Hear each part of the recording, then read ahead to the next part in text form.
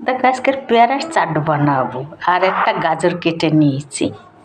দেখো আমি এই বাউলে ঢেলে দিচ্ছি, এটাই বানাবো। সব ঢেলে দিলাম। এবার দেখো খানিকটা আনার বিচি ছুলে নিয়েছি, ঢেলে দিলাম।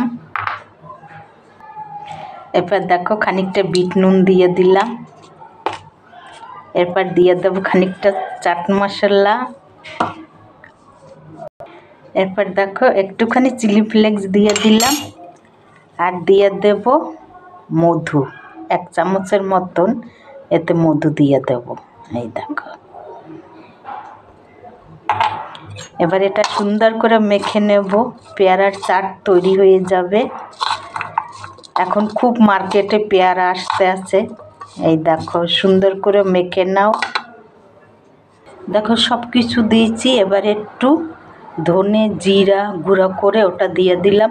আমার গুঁড়ো করাই ছিল, আমি গুঁড়ো করে রেখে দিয়েছি। এই দেখো, গেলে আমার আইডিতে দেখতে পাবে। তারপরে দিয়ে দেবো খানিকটা ধনে পাতা, আরও টেস্ট হবে খেতে। এরকম মেখে চাট খুব ভালো হয় খেতে, খেয়ে দেখবে একবার। দেখো শীতের সময় গাজরও খেতে ভালো লাগে, পেয়ারাও খুব আসতে আছে।